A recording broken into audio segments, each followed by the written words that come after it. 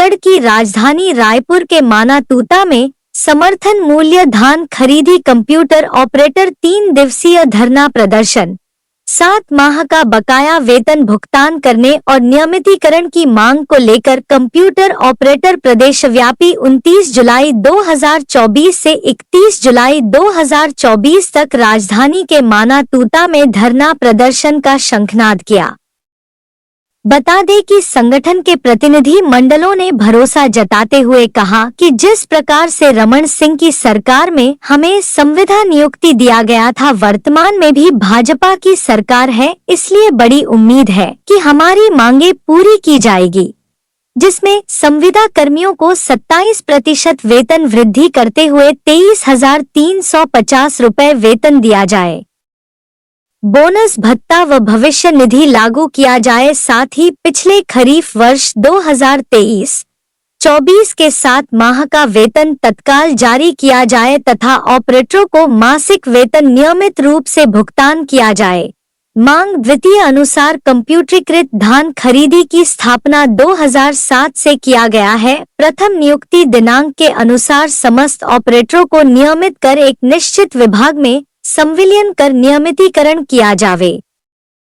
प्रदेश व्यापी छत्तीसगढ़ समर्थन मूल्य धान खरीदी कंप्यूटर ऑपरेटर की नियमितीकरण की घोषणा आगामी बजट कल के सदन में रखकर इसे नियमितीकरण का अमली जामा पहनाया जाए। यह आंदोलन छत्तीसगढ़ समर्थन मूल्य धान खरीदी कंप्यूटर ऑपरेटर के द्वारा वर्तमान विष्णुदेव सहाय सरकार को स्मरण व सचेतन आंदोलन स्वरूप मानातूता धरना स्थल में आयोजित की गई। प्रतिनिधि मंडल ने यह भी कहा कि सरकार हमारी 2 सूत्री मांगों को तत्काल पूरा करें, अन्यथा यह आंदोलन भविष्य में अनिश्चितकालीन भी हो सकता है, पर वर्तमान सरकार पर हमें पूरा भरोसा है कि सरकार हमारी इन छोटी मांगों को नजरअंदाज नहीं करेगी तथा सरकार हमारी मांगों को गंभीरता से लेगी और मांग पूरा करेगी। आइए सुनते हैं प्रतिनिधि मंडलों ने और शेष क्या कहा। दर्शकों नमस्कार। छत्तीसगढ़ समर्थन मूल्य धान खरीदी कर्मचारी और ऑपरेटर जो है यहाँ पे 3 दिवसीय धरना कर रहे हैं छत्तीसगढ़ की राजधानी रायपुर में। दर्शकों क्या मामला है और किस बात को लेकर के ये लगातार धरने पर डटे हुए हैं और पिछले कई सालों से ये जब भूपेश की सरकार थी, कांग्रेस की सरकार थी, तब से ये अपनी मांगों को लेकर के डटे हुए थे। आज भारतीय जनता पार्टी की सरकार आ चुकी है, उसके बाद भी ये अपनी मांगों को लेकर के फिर से धरने में आ पहुंचे हैं। तो क्या कुछ मामला है और क्या मांगे हैं इनकी, कितनी सूत्री मांगे हैं, हम जानने की कोशिश करते हैं प्रतिनिधि मंडल से। आप लोग जो यहाँ पे धरने में 3 दिवसीय धरना कर रहे हैं और धरने पे क्या मांग लेकर के छत्तीसगढ़ की राजधानी मानातूता में आए हुए हैं? हम लोग का 3 दिवसीय आंदोलन में आज शामिल हुए हैं। आज दूसरा दिन है आंदोलन का और 2007 से हम लोग की नियुक्ति हुई है धान खरीदी के लिए। आज 17 वर्षों से हम लोग कार्यरत हैं, लेकिन आज तक हम लोग को कोई विभाग का दर्जा, आज तक हम लोग को विभागीय कर्मचारी नहीं माना जाता और विभाग का दर्जा नहीं दिया जाता। और पिछले कैबिनेट की बैठक में हमारा 12 महीना जो है हुआ था, लेकिन अभी 7 महीना हो गया है। 7 महीना से हम लोग को वेतन जो है प्रदान नहीं किया गया है। 7 महीना से हम लोग काम करके बैठे हैं, मगर हम लोग को राशन द्वारा वेतन नहीं मिला है। सबसे बड़ी बात है कि ये बता रहे हैं कि अभी तक के दूसरी जैसे कर्मचारियों को किसी विभाग में समायोजित नहीं किया गया है। ये सीधे तौर पे कंफ्यूजन की बात है कि जब तक कि इनका विभाग तय नहीं होता तो ये अपनी मांगों को लेकर के इस विभाग के समक्ष जाएंगे और सरकार से विभाग इस तरीके से करेंगे। सबसे पहला मांग होता है कि इनको किसी एक विभाग में समायोजित किया जाए, ये इनकी सबसे बड़ी मांग है। और इसके साथ साथ जो और मांगे हैं, इनको जो वेतन है वो लगातार जो है सरकार की ओर से नहीं मिल रहा है। और वेतन कहाँ से आता है, कहाँ से बन रहा है आप लोगों का वेतन? हमारा वेतन सरकार के फंड से ही आता है। सरकार, केंद्र सरकार, राज्य सरकार के फंड से आता है और माध्यम विपणन है। विपणन एक सरकार का एजेंट है जो धान खरीदी का कार्य करता है, लेकिन हमारे और सरकार के बीच कोई तीसरा नहीं है। 2007 में सरकार ने धान खरीदी कंप्यूटराइज किया और उन्होंने हमें नियोजित किया समितियों में। हम सरकार के द्वारा नियोजित ऑपरेटर हैं। हम सरकार से इस आंदोलन के द्वारा हमारा 2 सूत्री मांग है, हमको 27% वृद्धि की जाए और दूसरी बात हमारा विभाग तय करके हमको नियमितीकरण किया जाए। जब तक तो हमें विभाग नहीं नहीं देंगे तब तक उनके द्वारा वित्त विभाग द्वारा बढ़ाया जो वेतनमान है वो कैसे हमें पाल होगा। हमको अलग से उनको मांगना पड़ता है, वो भी इतना देर लेट लटीफी हमको मिलता नहीं है। वो तो अलग बात है।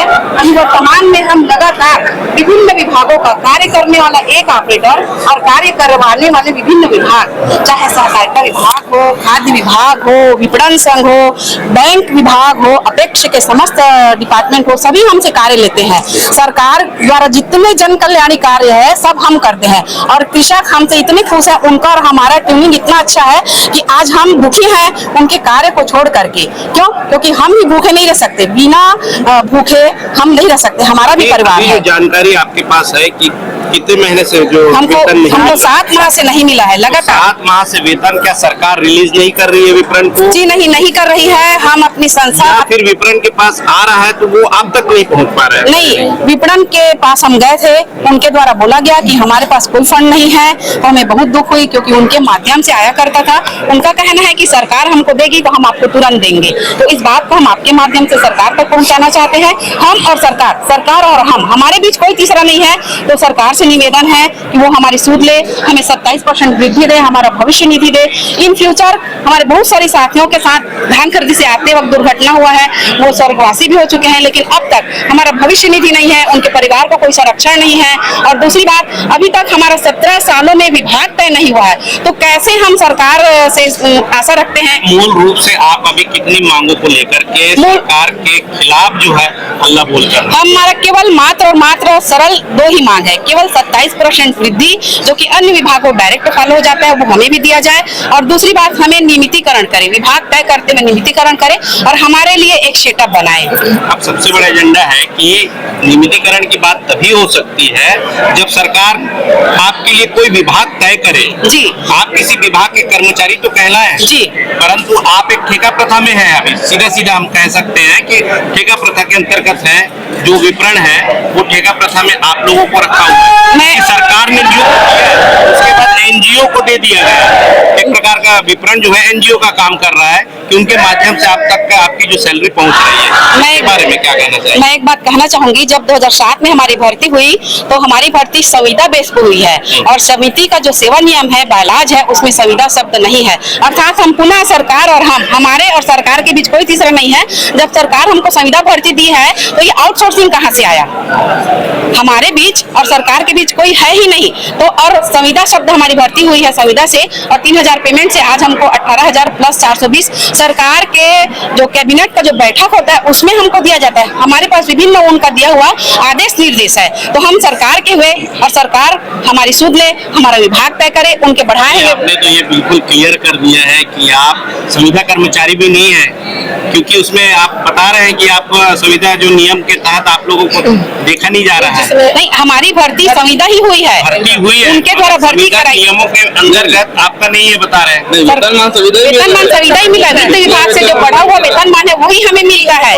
और बकायदा हमारा जो धान खरीदी नीति है उसमें लिख के आता है कि इनका इतना महावृद्धि हुआ, इतना वेतन वृद्धि हुआ, सरकार के द्वारा ही हमको दिया जाता है। आप अलग क्या देख पा रहे हैं? हम अभी अलग इसलिए देख पा रहे हैं कि सरकार 17 वर्षों में एक छोटा सा जो कार्य है जो सभी विभागों का सेटअप होता है वो निर्धारित नहीं कर पा रही है और हमें विभाग नहीं दे पा रही है, जबकि हम उसके सारे कार्य को करते आ रहे हैं और करेंगे इन फ्यूचर। हम ये कैसे करिए, उनके सारे जन कल्याणकारी कार्य करते आ रहे हैं और सरकार से निवेदन है कि आपके माध्यम से हमारी बात उन तक पहुंचे और हमारी मांग को वे जल्द से जल्द एक कमेटी गठित कर हमको विभाग तय करने हेतु हमें बुलाएं और हम शहर से जैसा वो आदेश निर्देश करेंगे हमें विभाग दे, हमें नियमितीकरण। 7 महीने का जो वेतन है जी, उसके बारे में क्या कहेंगे? 7 महीना का वेतन तो हम काम कर चुके हैं, उनको तो देना ही होगा। ये बहुत बड़ी विडंबना है सरकार के लिए कि काम करा के हमको वेतन नहीं दे पा रही है। हमारे भी परिवार है, हमारे बाल बच्चे हैं, माता पिता हैं, सामने में इतना सारा स्कूल का खर्च है, कैसे वहन करेंगे? सरकार को चाहिए कि हमारी सुध ले और हमारी छोटी सी 2 मांग है उसको पूरा करे। साफ तौर पे कह रही है कि अभी उनके पास बजट नहीं है पर्याप्त, जिसकी वजह से कई विभागों के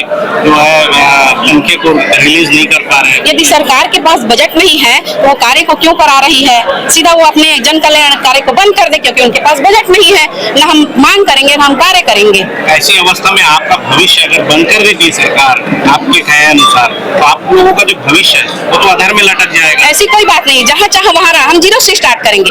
यदि उनमें क्षमता नहीं है हमको पैसे देने की, काम करा करके पैसा देने की क्षमता नहीं है, तो हम जीरो से स्टार्ट करेंगे, बशर्ते वो कहीं नियुक्ति ना करे। जब हमको नहीं दे पा रही तो किसी को नियुक्ति भी ना दे। नहीं तो सरकार नई पॉलिसी तैयार करेगी, नए तौर पे जो फॉर्म निकालेगी, फिर नए तरीके से चुनेगी, तो आपका भविष्य का क्या होगा? यदि सरकार किसी प्रकार से नया लोग 15 साल 20 साल इसमें गुजार चुके हैं, जिनका भविष्य अब इस पर आधारित है।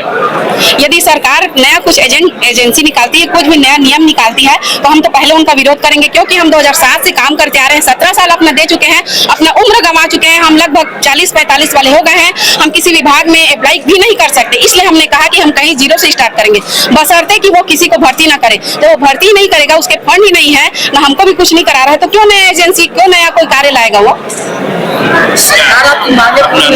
मैं कुमारी मीनाक्षी यादव, प्रदेश उपाध्यक्ष। अभी मूलतः जो बातें आपके सहयोगी साथियों ने की है, क्या लगता है कि सरकार आप लोगों की मांगों को सरलता से मानेगी? बिल्कुल मानेगी, क्यों नहीं मानेगी। सरकार इसलिए बैठी है क्योंकि वो गरीबों का, किसानों का और हम जैसे पीड़ितों के लिए उनका एक नारा है, सबका साथ सबका विकास। तो निश्चित ही हम आशा करते हैं ये जो सरकार आई है अभी प्रदेश में, और यही सरकार थी जब इसके पूर्व मुख्यमंत्री माननीय डॉक्टर रमन सिंह जी थे, उस समय हमारी नियुक्ति हुई है। तो हम आशा करते हैं कि ये जो सरकार है उन्हीं के नेतृत्व में भी है और उनका पूरा दखल है सरकार में।